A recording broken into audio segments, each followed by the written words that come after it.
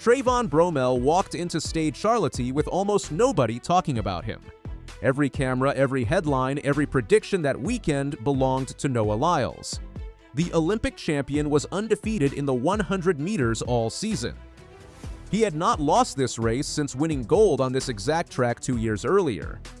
So when the gun went off in Paris, almost nobody expected the next 10 seconds to change the conversation around the men's 100 meters. But they did.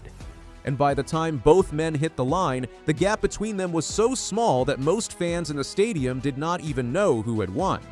Stick around, because the story behind that finish is wilder than the result alone. To understand why this race mattered so much, you have to understand where Noah Lyles was standing before it even started. This was not a man riding into Paris on hope. This was a man riding in on a perfect record. Lyles opened his 2026 season in Rome with a 9.88, the fourth fastest time in the world at that point. 10 days before Paris, he stepped onto the track in Ostrava to clock a history-making 14.67 in the 150 meters, leaving Australian prodigy Gout to take third in an impressive 14.96. He told reporters before the race that he was firing on all cylinders. He was not exaggerating. He had won every 100-meter race he had entered that season. And then there was the location. Paris was not just another stop on the Diamond League calendar for Lyles. This was the same city, the same stadium area, where he won Olympic gold in the 100 meters 2 years before, in one of the closest finishes in Olympic history. This was his first time racing the 100 in Paris since that moment, and everyone in that stadium knew it. Meanwhile, in Lane 8, a lane that sprinters usually dread because it puts you furthest from the pack and the cameras, stood Trayvon Bromell.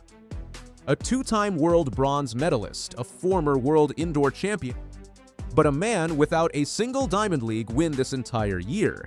Nobody picked him to be the story of the night. Nobody picked him at all.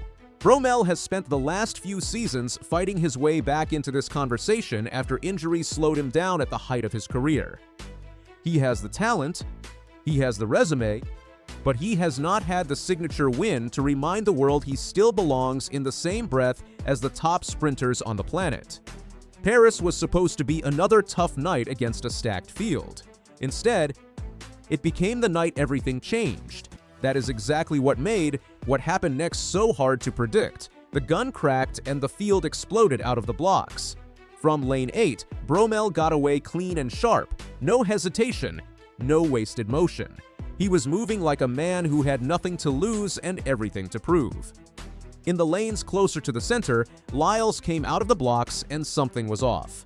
Not dramatically off, not the kind of mistake casual fans would catch watching at full speed, but off enough that he felt it immediately. After the race, Lyles admitted it himself. He said the feeling at the start was not what he expected. For a sprinter at his level, a fraction of a second lost in the first two steps can be the difference between a winning time and a what-if. That small mistake is the part most fans miss when they watch a 100-meter race. Lyles is one of the most explosive finishers in the sport. He has built his entire career on closing gaps that other sprinters cannot. But a 100-meter race only gives you so much room to fix a mistake, and Bromell was not about to give him that room.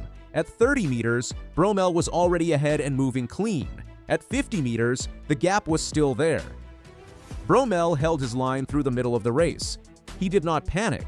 He did not overstride, trying to force more speed. He simply stayed locked into his form and let the track do the work. Behind him, Lyles was fighting to close a gap that should not have existed in the first place.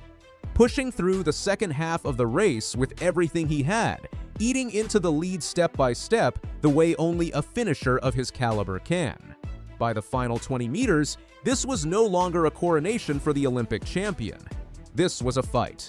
Lyles was closing fast, faster than almost anyone else in that field could have closed, and for a moment it looked like his finish might do what it has done so many times before.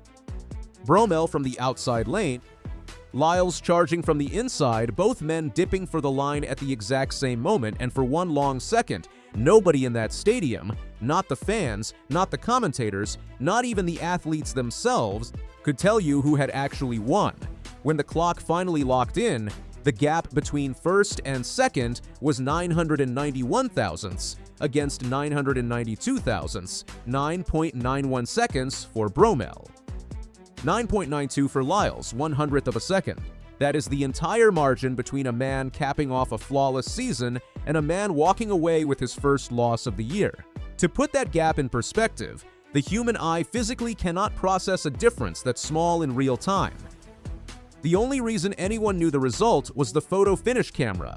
Bromell had just beaten the reigning Olympic champion in the city where that champion won his gold medal by a margin smaller than the blink of an eye.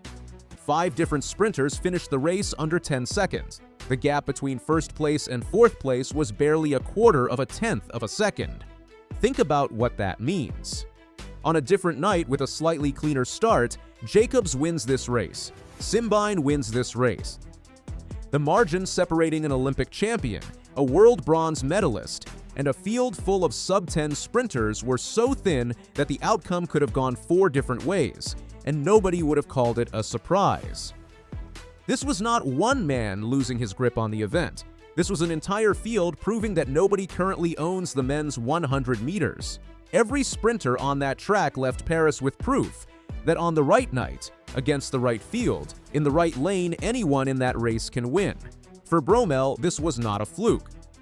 This was a statement from a man who has been chasing his way back to the top of this event for years, and who finally has a result to back up everything he has been building toward this season. For Lyles, this is the first crack in what had been a perfect year. It does not erase what he has done in 2026. It does not erase the Olympic gold, the world best in the 150, the 9.88 in Rome. But it proves that even the best sprinter on the planet can be caught on the wrong night, in the wrong lane, with the wrong start. The stakes have fundamentally shifted. For Lyles, the pressure to reclaim his mantle is now immense, turning every preliminary heat into a test of his mental fortitude. Conversely, the field has been galvanized. The aura of invincibility surrounding the Olympic champion has shattered, replaced by a visceral belief that the crown is up for grabs. Track fans should prepare for an electrifying summer. Every subsequent start, every lean at the tape, and every post-race interview will be dissected, serving as a prelude to the inevitable high-tension, career-defining rematch.